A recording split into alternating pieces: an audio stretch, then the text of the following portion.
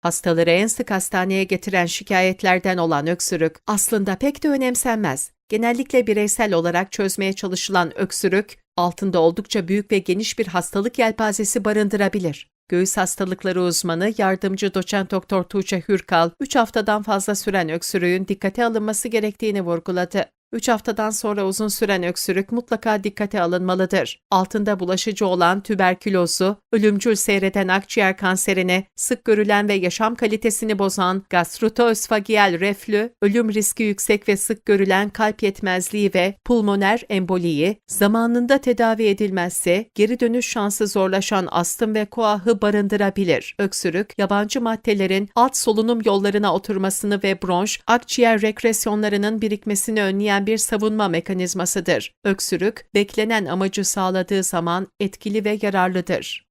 Sigara içenler öksürüklerini genellikle sigara öksürüğü olarak tanımlıyor ve pek önemsemiyorlar, ancak bu kişilerde uzayan öksürüklerde tümör olasılığını da göz önüne alarak radyolojik tetkik yapılması gereklidir. Kronik öksürüğün sistematik olarak değerlendirilmesi, hastanın öykü, fizik muayene ve laboratuvar tetkiklerini kapsar.